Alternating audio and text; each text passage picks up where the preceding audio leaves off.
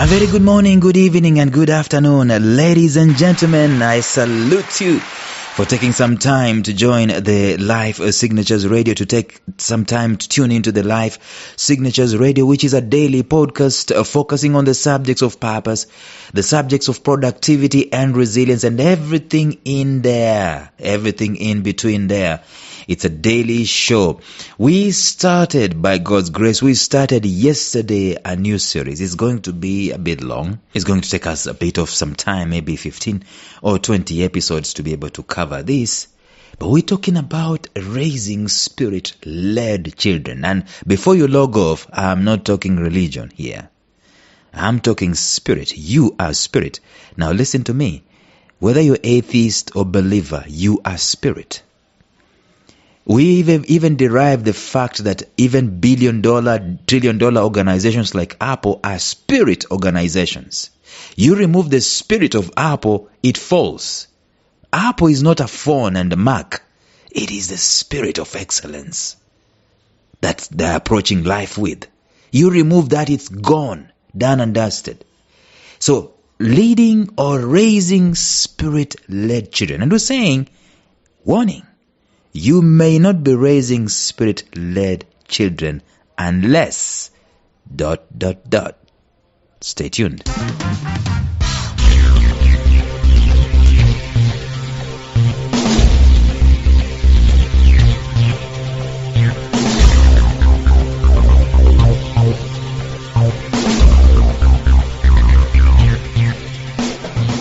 Welcome to the Life Signatures Podcast with Lawrence Namale. Lawrence is a life coach, author, and keynote speaker who loves to tackle different topics on purpose, productivity, and resilience. His mission in life is to awaken all your boundless possibilities available in you. Life Signatures Podcast is dedicated to bring to reality every single person who knows that deep down in their gut, there's got to be more to life than this. And now, here is your host, Lawrence Namale.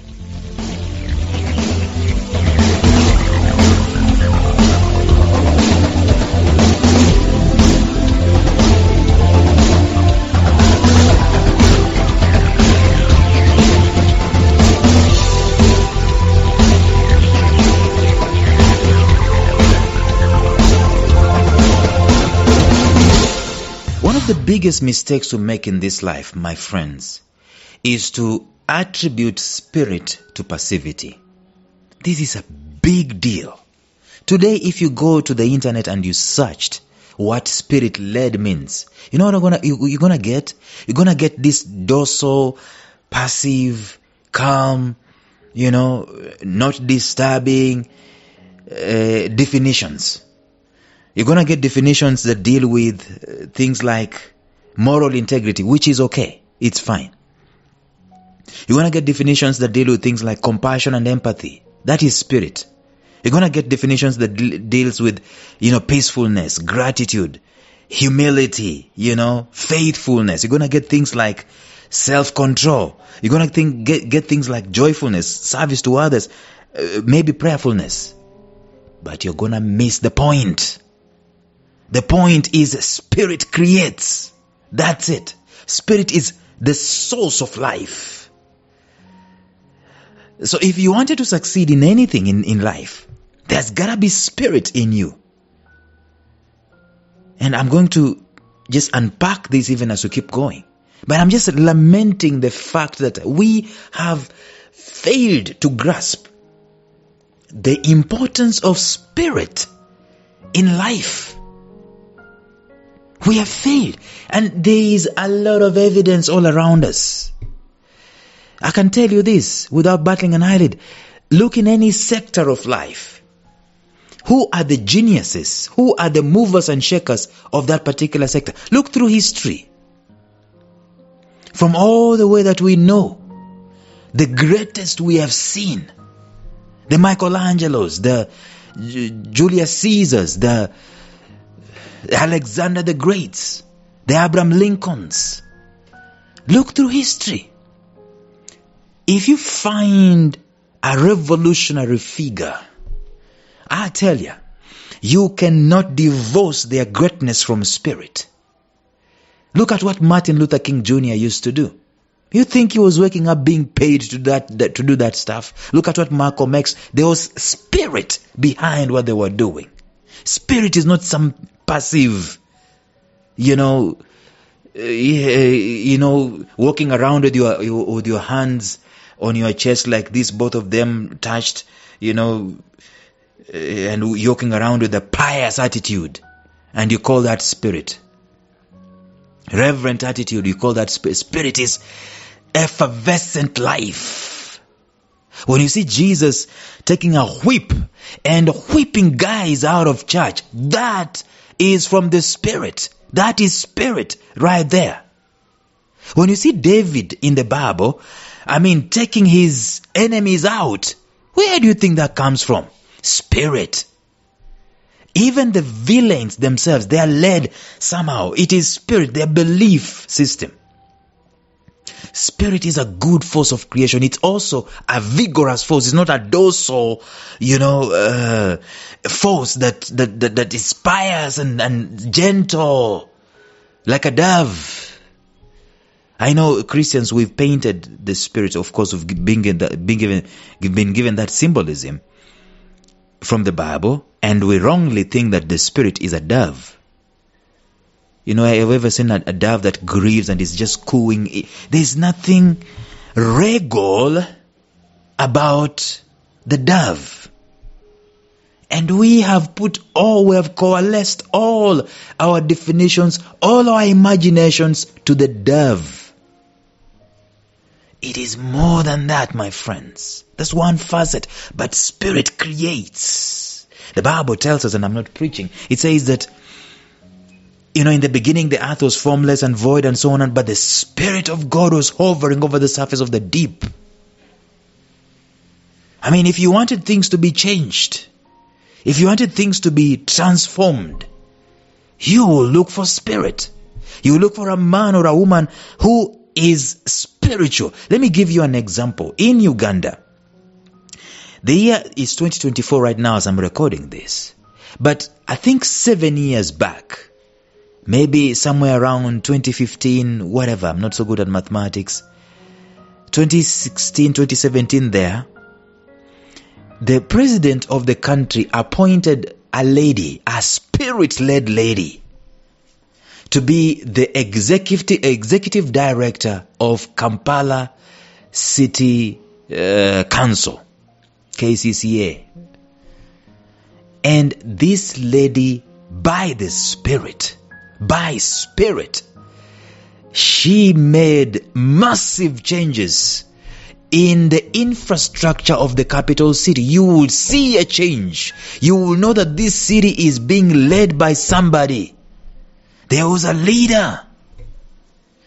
And then she resigned after years trying to persuade, years trying to cajole, years trying to bring changes, years trying to do the obvious. She went. And guess where she went? She got a plum job overseas, bigger than what she was doing here. In other words, people who saw spirit in her, they decided to take her up. Meanwhile, the capital city has not replaced her. It is broken. All systems go. Everything goes in the capital city in Kampala. There is a difference. And people are starting to call for her. People are saying, where is Jennifer Musisi? Please bring her back. What's the difference? The difference is this is a spirit-led person. You would think that a spirit-led person goes around with arms around their chest like this, and they are forgiving people. They are bowing down. They are saying, Namaste, Namaste to you. I forgive you. Oh God, peace upon you. No. A spirit-led person is ruthless. They ain't got no ruth in them. Okay, I'm kidding. But you get my point. A spirit-led person is fiery on all cylinders. And therefore, we're talking about why we might not be raising spirit-led children. You know why? Because it is easy for us as we are raising children, to use the evidence of the past that worked for us to try and force them or lead them or require of them to toe the line and do exactly what we did. The Bible gives a very interesting definition of a person led by the Spirit. It's like, it says it's like the wind. You don't know where they're coming and where they're going. Now, the question is, if that is the definition of a person who is led by the Spirit, you don't know where they're coming and you don't know where they're going. When we are educating, discipling, parenting, coaching, mentoring our children, what is the source of the information we are giving them? Is it what is known, where it's coming and where it's going? The answer is yes. I mean, it's predictable, it's known, it's experienced, it's proven, tried and tested. That's why they normally say, children, sit down, you don't know anything to say. Your place is to shut up and listen. Wrong. Because spirit existed before these guys were born, and that spirit resides inside of them.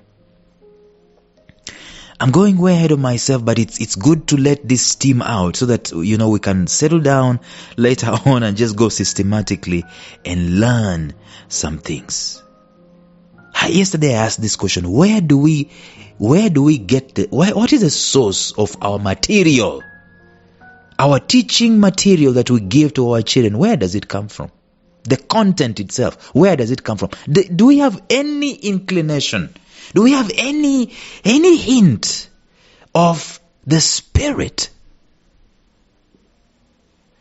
We seldom get taught how to tap into this realm of the Spirit.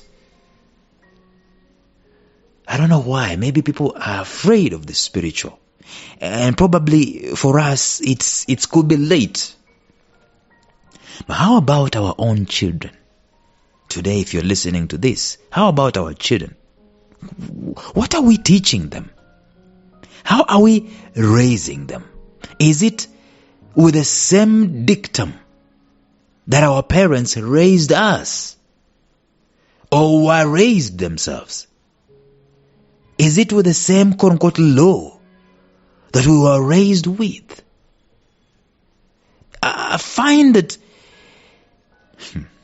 we are so keen to teach or to quote-unquote educate our children on some quote-unquote disciplines and quote-unquote subjects, courses, or career paths.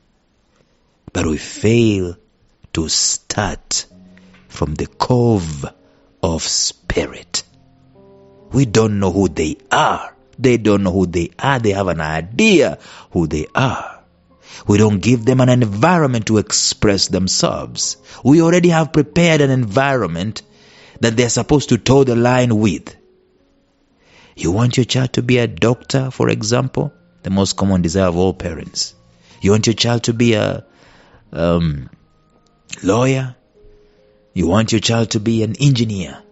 Nothing wrong with those. Absolutely nothing wrong with those.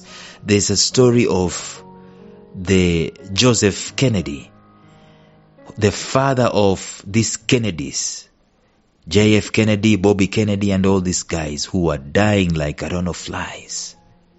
I mean, he discipled them to toe the line, all of them into politics and into governance, because he was the ambassador to the United Kingdom from America. There is that particular part. You can be able to mold a child to whatever path. But it doesn't negate the fact that even in so doing, you might not be tapping into matters related to the Spirit.